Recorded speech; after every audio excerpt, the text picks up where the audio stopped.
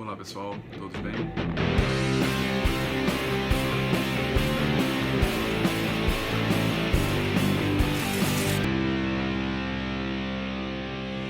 Pessoal, no vídeo de hoje eu vou iniciar com vocês o estudo de um tema que foi muito pedido ao longo do ano lá no Conectando Penal, que é o tema da prescrição.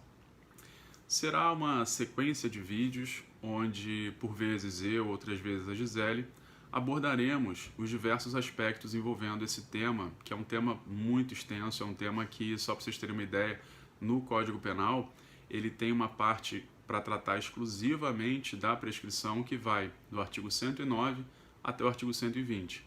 Então, é um tema que tem muita complexidade, tem muita coisa para ser falada, por isso a gente vai dividir em vários vídeos, ok?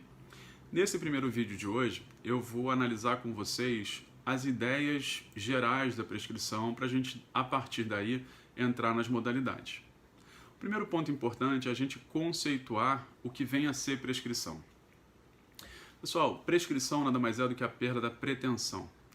O que significa essa pretensão, né? É a capacidade de subordinar o interesse alheio ao interesse próprio. Então, quando um crime prescreve, o Estado perde aquela força coercitiva, perde aquela força coagente de subordinar o interesse do réu, que muitas vezes é o interesse de permanecer em liberdade, ao interesse dele, Estado, de vê-lo preso. Então o Estado perde essa força coercitiva, ok? Onde é que a prescrição está prevista? Eu já falei para vocês que ela está do 109 ao 120 do Código Penal, mas a sua natureza jurídica é de causa de extinção da punibilidade. E por esse motivo, ela começa a ser mencionada lá no artigo 107 do Código Penal, que elenca entre os seus incisos as causas que extinguem a punibilidade, e lá no inciso 4 a gente encontra a prescrição. O inciso 4 ele traz três institutos: prescrição, decadência e perempção. Mas apesar de os três estarem no mesmo inciso, eles não são sinônimos.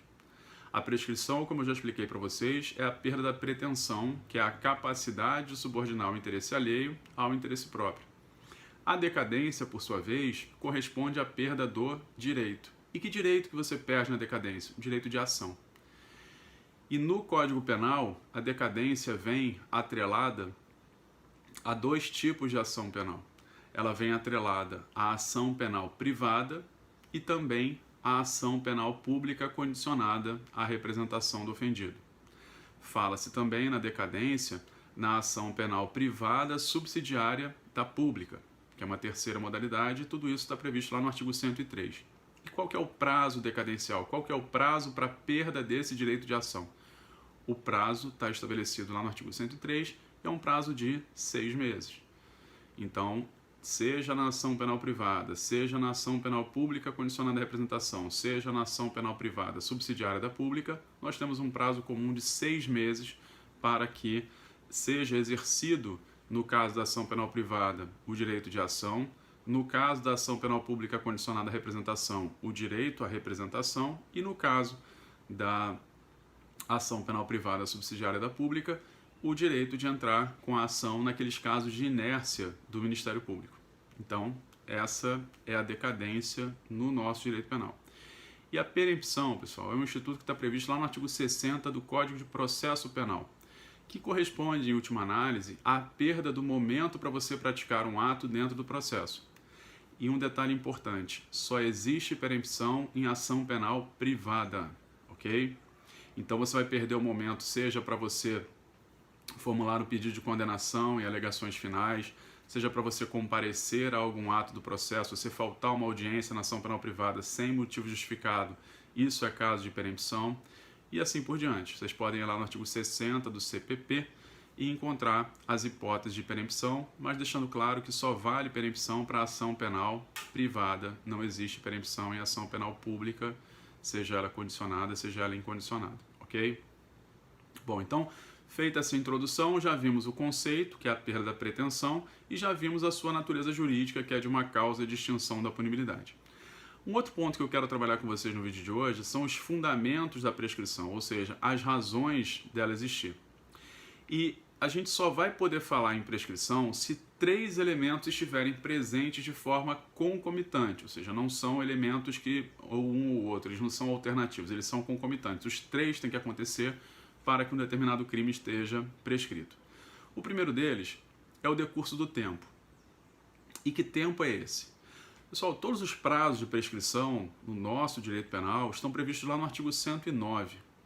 O artigo 109, nos seus incisos, elenca para a gente os prazos de prescrição e eles são diretamente relacionados à quantidade de pena abstratamente prevista para o crime. O primeiro, o menor prazo de prescrição que a gente tem é o prazo de 3 anos. E esse prazo de 3 anos de prescrição é para aqueles crimes que têm pena cominada máxima de até 1 ano. Então, se você abrir seu Código Penal e encontrar um crime cuja pena abstratamente prevista seja de até 1 ano, a prescrição para esse crime será em 3 anos. Por outro lado, se a pena prevista no crime, quando você vai lá na parte especial, a partir do artigo 121, você vai olhar as penas, se você vir uma pena que tem entre 1 e 2 anos, a prescrição de uma pena entre 1 e 2 anos se dará em 4 anos. Depois, se a pena varia de 2 a 4 anos, tá? Se a gente tem uma pena nesse intervalo entre 2 e 4, o prazo prescricional será em 8 anos. Então já vimos, tem prazo de 3, tem prazo de 4 e tem prazo de 8 anos se a pena ficar entre 2 e 4. Depois, se a pena fica entre 4 e 8 anos, o prazo prescricional será em 12 anos. Depois, se a pena fica entre 8 e 12, a gente vai ter o prazo prescricional em 16 anos. E o último prazo é quando essas penas aplicadas, as penas cominadas, melhor dizendo, forem superiores a 12 anos. Se a pena for superior a 12, o prazo prescricional será em 20 anos, ok?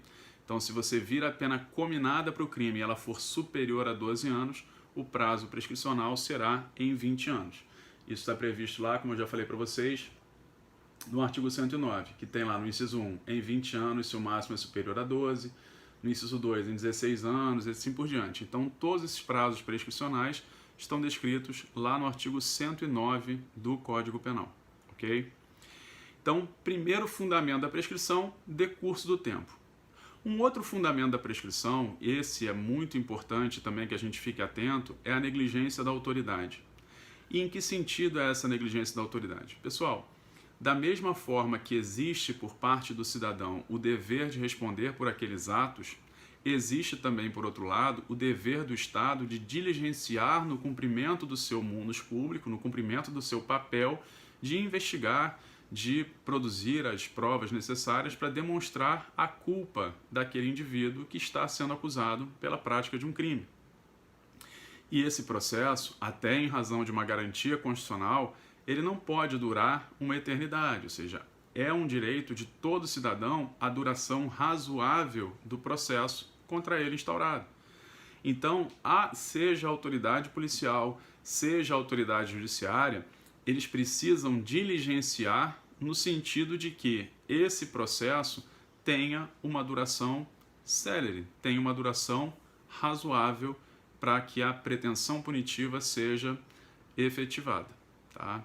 Então, se por acaso o Estado for negligente no seu papel, se por acaso o Estado não diligenciar em tempo hábil para produzir a prova necessária para demonstrar a culpa daquele indivíduo que está sendo processado, então esse será mais um dos pilares da prescrição. Ok? Então vimos o decurso do tempo é o primeiro e o segundo é a negligência da autoridade pública que, como eu disse, não julga ou não produz as provas dentro de um prazo razoável e, portanto, vai dar causa à prescrição. E o terceiro fundamento para a gente poder falar em prescrição é a correção do condenado. E por que a correção do condenado entra aí como um grande pilar da prescrição? Pessoal, a pena ela não é um fim em si mesmo. Como todos vocês sabem, a pena não se basta, ela tem que servir a algum propósito. E aí existem as várias teorias sobre as finalidades da pena, né? Prevenção, que se divide em prevenção geral e prevenção especial, retribuição, e a função ressocializadora são algumas das teorias que tratam sobre as finalidades da pena. Então a pena ela tem que ter algum objetivo.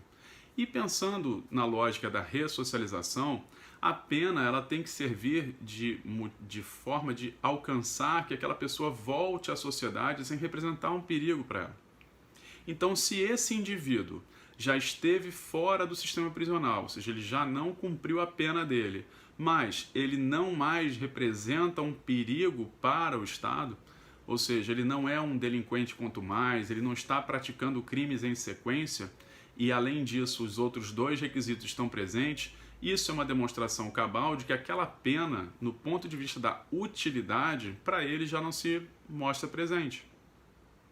Porque esse indivíduo já estará corrigido, ou seja, aquele episódio criminal dele foi um episódio isolado na vida dele, e essa não é uma postura que ele tem por hábito, ou seja, ele não é um criminoso quanto mais.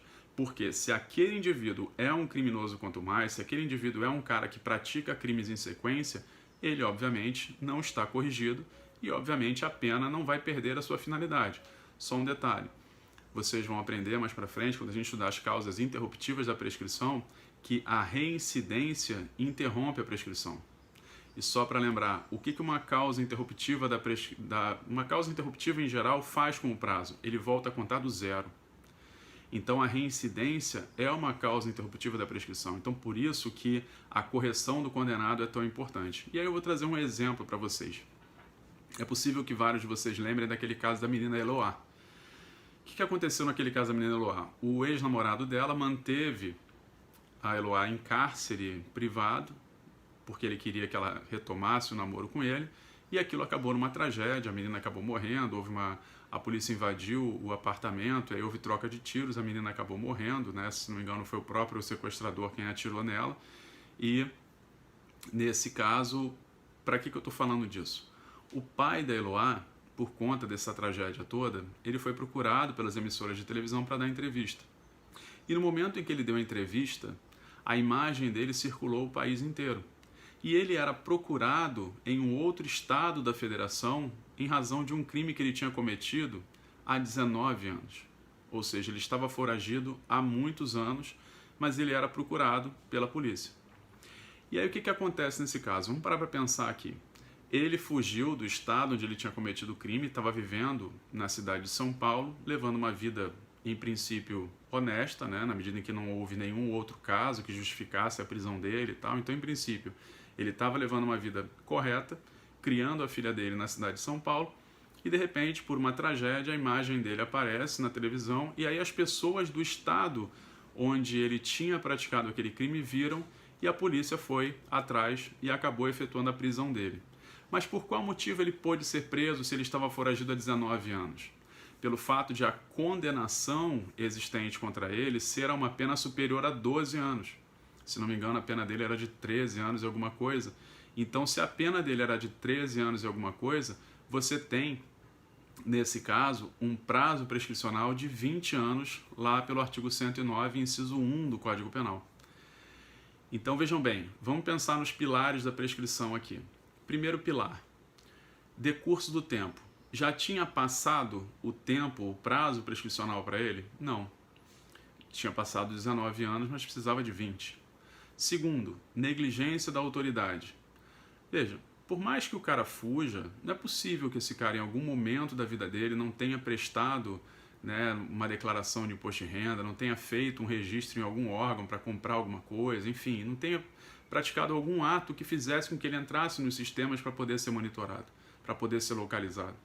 Então, é uma demonstração de que houve uma negligência no que tange a busca por esse indivíduo, ou seja, ele não foi procurado como deveria ser para poder iniciar o cumprimento da pena dele.